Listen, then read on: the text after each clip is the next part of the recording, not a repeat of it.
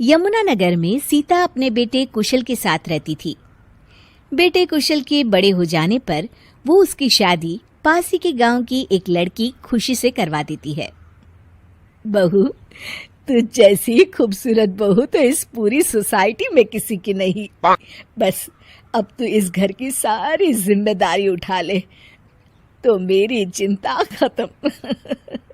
ये ले इस घर की चाबी, अब से ये तेरे हवाले। माँ जी, आप चिंता मत कीजिए, मैं इस घर का पूरा ध्यान रखूंगी। देखिएगा, आपको शिकायत करने का भी कोई मौका नहीं मिलेगा। मैं आपके लिए गाजर का हलवा बनाकर लाती हूँ। शादी के कुछ ही दिन बाद खुशी के तेवर बदलने लगते हैं। माँ जी, मैं आपसे कह देती हूँ, मैं इस घर की बहू हूँ, कोई नौकरानी नहीं जो हर समय आपकी बात मानूं। बहू, मैं तो बस ये कह रही थी कि तू हर समय फोन पर ये किससे बात करती रहती है। हर समय तेरा फोन बिजी आता है। ये बात कुशल को पसंद नहीं बेटा। हाँ हाँ, मेरी तो हर बात सबको बुरी ही लगती है। अब शादी को कई महीने बीत चुके हैं, मगर खुशी कभी भी खुश नहीं रह पाती और वो अपने पति और सास से भी हमेशा झगड़ती रहती है। असल में शादी से पहले उसका एक प्रेमी होता है, गोविंद। वो उससे आज भी छुप छुप कर मिलती है। गोविंद, मैं अपने पति और सास के साथ खुश नहीं हूँ, चलो ना हम भाग जाते हैं। तुम एक काम करो, घर से सारा कीमती सामान ले आओ, उसके बाद मौका देखकर हम भाग जाएंगे। खुशी के पति और सास उसे बहुत प्यार करते हैं, मगर खुशी फिर भी उन्हें धोखा देती है और धीरे धीरे अपने घर से कीमती सामान को चोरी करके गोविंद को देने लगती है। उसकी सास को घर से सामान चोरी होने का संदेह होने लगता है। बेटा, समझ नहीं आ रहा, ये घर से धीरे धीरे सामान कैसे गायब हो रहा है। कौन सा सामान माँ? अरे वो चांदी के बर्तन जो मैंने बनवाए थे वो दिख नहीं रहे। यहीं कहीं होंगे माँ, आपकी बहू ढूंढ देगी।